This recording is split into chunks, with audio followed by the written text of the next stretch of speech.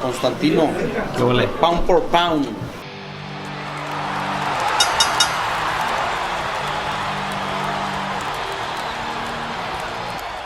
Constantino Garcia here. Don't forget to click the link in my description to sign up for DAZN so you can watch great fights like you did tonight with Vergil Ortiz and Mean Machine. Here with Pita, tremendous victory and night for RGBA. You guys went 2-0 in big fights. Vergil Ortiz beating Egis, Mean Machine, and Joshua Franco beating Maloney in the trilogy. First, let's go with Vergil. Talk about that win. It was a good win for Vergil, man. It was the first time you kind of saw him in some adversity, I guess you could say, in the second round. Yeah. He got hit with I forgot. I didn't even get to see exactly what It was an uppercut. Okay, because in the corner, I didn't get to see exactly what he got hit with. Once I saw the replays, it was a bunch of punches that Egis landed that, it could have been any of them, but kind of, wobbled him a little bit. But he recovered good, and he finished the round off strong. I think he even hurt Egis towards the end of that round. Once he got hit and he got stumbled a little bit, I started preparing the ice and stuff like that to put on his head and stuff. So I didn't get to see, but at the end of the round, I guess they said that he landed something on Egis too, kind of stunned him a little bit. But he landed a left to the body, kind of paused him. So it kind of stopped Egis in his tracks. But yeah, it was the first time he's kind of been through that kind of adversity, and he came back and dominated the rest of the fight and was able to get the stoppage at the end of the 8th round. Everybody got to see, I guess, a different style from Vergil. He was using his jab. He's more on his back foot, a little bit more defensive, and attacking in spots, not just so all out, just the all out brawler that everybody's seen. So it was good, man. It was a good learning experience, and overall just a good performance from Vergil. Is it safe to say that from this fight, Vergil grew a lot from that getting buzzed, from being patient and not going so much for the kill? He said that himself. He even I listened to my corner. They were saying, "Hey, yeah, back." Because we saw in the first round he did good.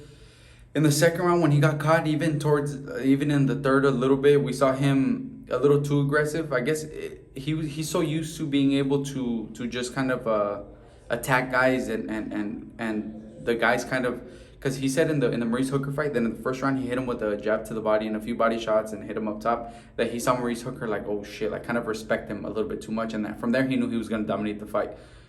With Egis, it was different. Egis wasn't gonna back down. Egis was in the fight the whole time, and Vergil learned that he needs to be patient, that he needs to he could break guys down. He doesn't have that all out attack the whole time to be able to break guys down. He could do it off of his back foot, using his jab, a little bit more defensive, and then break them down like that. And that's what he did with Egis. He was boxing a little bit more defensive, just being smart, using his jab and timing him, and from there, he was still able to get the stoppage in the 8th round. When he hurts him, then you could see, Vergil turns into, the Vergil that we always see, the finisher, attacks and works the body real well and stuff.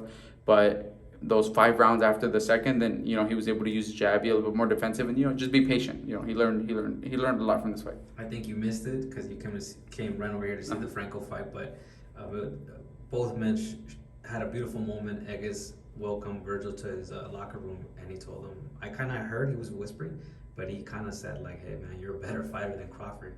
You have a better jab. You're faster. Your power.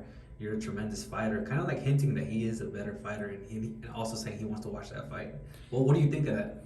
In the ring, because I was in the ring with them, and as soon as when the fight was stopped, I jumped in. I helped out Egis take his gloves and his hand wraps off and stuff. Just we worked with Egis out of respect. He got stopped and he was right next to our corner, so we have to put the stool in. But I jumped in to help him, and while we were there, the doctor was asking him a few questions, and he answered everything correct. Where you at? Just basic stuff the doctor's asking. Once he was done, he turned to me. He's like, "Fuck." He's like, "You guys have a really good fighter." He's like, "That motherfucker's different." He's like, "He's good." He didn't say motherfucker, but whatever. He's like, Vergil. He's like, "You guys have a great fighter. He's different." He's like, he's strong. He's gonna be a superstar. And in the ring, he walked over to Vergil. He told him, "Look, there's a lot of fighters right now. They're all pussies." He's like, "A lot of them." He's like, "But you're not." He's like, "You're a real warrior." He told him, he's like, "You're not like the rest of these guys." He's like, "The rest of these guys will talk all they want, but they're not really about it." He's like, "You're really about your shit." And so I'm, if he talked to him after the fight and told him some stuff like that, then I'm not surprised, because even before the fight he showed a lot of respect, and after the fight both guys showed each other a lot of respect. And like I said, Egis was giving him a lot of props. He's been in there, like you said, with Crawford, and he's able to kind of Gauge. Yeah, which what each guy's better at and stuff. So if he told Virgil that's cool, man. That's bad. He was just hinting. Yeah, but as soon as the fight ended and we were in the room ran away, huh?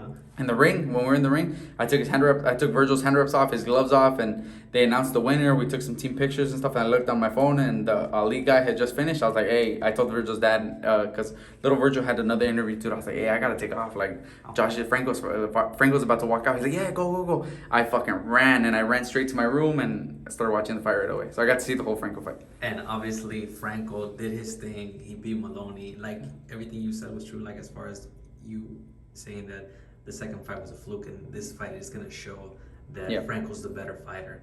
What did you see in the fight? Well, we've known. We knew from the first fight, this fight, Maloney fought a lot better. Even though Josh won 8-4, this fight, Maloney fought a lot better. He smothered Josh a little bit more. By the 9th, 10th round, he still had he started a little bit more energy than the first fight. The first fight, I don't think he was expecting that kind of all-out, power and stuff. But what's it called? Yeah, this fight he came in with a better game plan. He would land and try to hold Josh or try to smother him, and but at the end of the day, like I said, we knew we had the better fighter. We knew Josh is just all around a better fighter. Josh has a really good jab, better IQ. He works the body real well, puts his combinations together, and Maloney. That second fight, that was his, I guess you could say that was his chance at maybe beating Franco, and that kind of circumstances where there's a headbutt or whatever it was, and Josh gets injured. He only has one eye for one whole round, and like that, he was able to dominate Josh. But if both guys are healthy, both guys are 100%, Josh is gonna beat him 10 times out of 10. That's just the way it is. Josh is just a better all-around fighter than Maloney. Talk about RGBA 2-0 in a big, in important fights, and obviously the team was teams are split up, two, and obviously we saw not only like your dad being a badass, which we already know, but your growth too as a trainer, because we've had this kind of stuff happen before, but it's been a long time since we've had two of this kind of magnitude fights on the same night. I think the last time was Valoria and Steven Luevano. They were both world champs, and they fought the same day, and actually both guys lost the same day. My dad and my grandpa split up, which was probably 8-9 years ago. But obviously, Vergil, 12-round fight, defending his WO, I think, international title. Josh defending his world title, so two big fights. We're still able to split up, and both teams are good. Over here with Vergil, it was Vergil Senior, Hector, me, Big G. Obviously the corner's good with my grandpa. He wasn't actually in the corner, but he was close to us, right there in the stands, in the first row, giving us instructions and stuff or whatever we needed.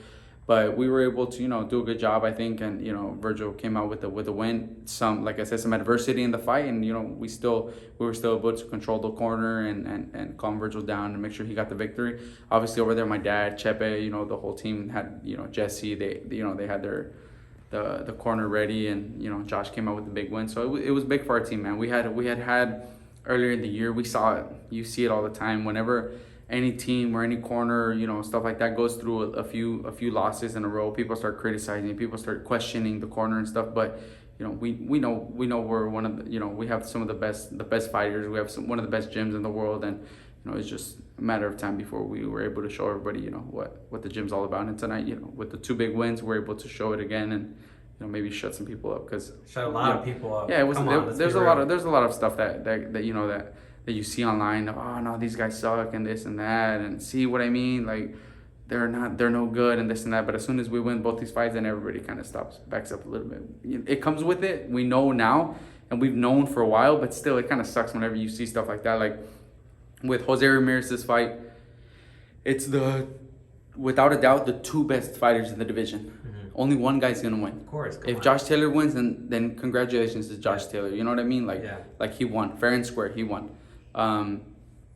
Does it suck? Yeah, it sucks that we lost. But all the criticism you hear after, like, the whole team sucks because of a loss to between the number one and number two. It fucking it is the way it is. Division, yeah. People that talk shit, they don't understand the sport. They don't understand how difficult it is just to get to that position. First of all, to be in a competitive fight like that, which it was a competitive fight.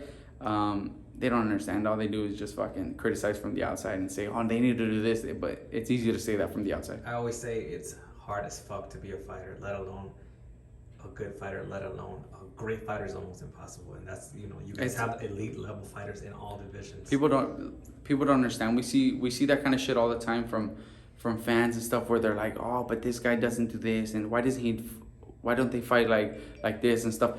If it was so easy, Eddie Reynoso himself would have 10 Canelos. If it was so easy, what's the dude from like San Francisco that had Andre Ward? Virgil Hunter. Virgil Hunter would have had 10 Andre Wards. Yeah. If it was so easy, Freddie Roach would have 10 Pacquiaos. Yeah, they're not video game characters. They're not fucking, you don't just, okay, let me grab this kid and make them into Pacquiao. Let me grab, like, it's fucking tough to make these kids, you know, what they are and to get them to the level. Not all of them are the same. You have to work with different guys different ways. And some guys are, you know, they can do this, but they can't, you know what I mean? Like, it's, people don't understand it. If it was so simple, like I said, all those trainers that I just mentioned, us in our gym, we would have 10 Mikeys, 10 Virgils, 10 Franco, you know what I mean? Like, if it was that simple, like, if it was, oh, why doesn't he do this with, you know? But people don't understand that. They don't fucking, they're not gonna understand it, because even after tonight's wins, that we had 2 good wins, you know, 2 big fights. In a few weeks, we'll have another guy fight, and maybe he'll lose, and then, oh, see, I told you they fucking suck. You know what I mean? But it's the way it is. It's the way it is. We understand that now. Yeah. My last question. Well, obviously, you talked to your dad. What did you guys say? I just talked to him in the elevator before I got here. Perfect. He just. You know, he said, hey, did you guys get to see everything? I was like, yeah, we got to see the fight. He's like, yeah, I saw Virgil's too. He's like, how did he feel? He's like, what did he say about Egis? He's like, because in the second round, he got a little bit stunned. And in the corner, I don't know if Virgil's talked about it yet, but, you know, fuck it. After the first round, he didn't get hit with anything solid, but he got hit with the jab, but he slid a little bit, and he got, like, kind of marked up on the side of his face. And his dad told him, how do you feel like the other guy's power? He's like, he's strong. And he told him, all right, from 1 to 10, like, rate his power. He said, he's at an 8. And we're like, oh shit, like, okay, like, this motherfucker's strong. And in the second round, he got hurt. So I told my dad that he said that. He's like, he felt him really strong. He's like, he is. We trained Egis. We knew he was strong. He was huge. We trained him. We knew how strong he was. And Virgil felt that. So I told him, he's like, we just had to kind of calm him down in the corner, like, because in the first round, like I said earlier, he was just trying to, like, he thought he was going to be able to maybe bully him a little bit easier than he thought. But Egis is strong enough to kind of, you know, keep Virgil off of him. And Virgil just had to switch it up a little bit, use his jab a little bit more, and, you know, time his stuff a little bit better. But yeah, my dad said, oh, did you guys see Josh? And I told him, yeah, that shit was badass. He's like, yeah, he dominated him and this and that. And that was it. We have the same flight tomorrow morning. So they fly from Oklahoma to Dallas. And then from Dallas here, we all take off together. So I'll talk to my dad. What time's your flight? I think like 9:30 in the morning to Ontario. I think so. 9:30. All right. I think so. I'll have to text you. It's early. I want to interview your dad now. It's early. Yeah. How badass is that? Yeah, it's early. You flying into Ontario too? I think so. I'm not sure. To Ontario? Yeah, because we all have the same flight, I think. Yeah. Yeah. All right. So. And lastly, what do you tell those RGBA like fans? Because I know you guys have a crazy fan base here in Texas, and I really mean crazy, because I see you guys. When you guys come, it's like you guys are like family here. Bro, Texas is. It's special, man. Anytime anybody asks us what the best place to go fights, it's Texas for sure. Dallas or San Antonio. We haven't been to Houston. We haven't been to Houston in a long time, but Dallas and San Antonio are the best fans. Earlier today, I went outside to go. I walked out after I wrapped Virgil's hands. I walked out for a little bit to go. We had some friends that drove in from Houston, no, from Austin, and then I had a friend that flew in from Riverside, and I went to go give him a T-shirt.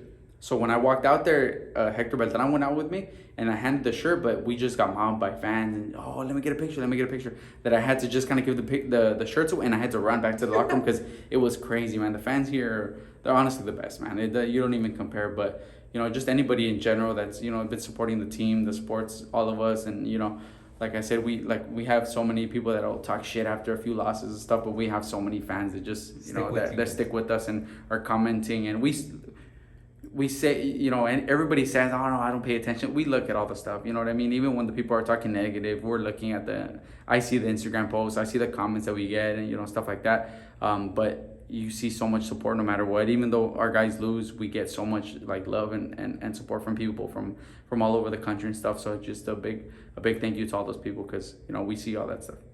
Thank you, Pita. Appreciate it. Thanks, Dino. Constantino Garcia here for Little Giant Boxing. Make sure you guys subscribe and follow me on social media at Constantino Garcia.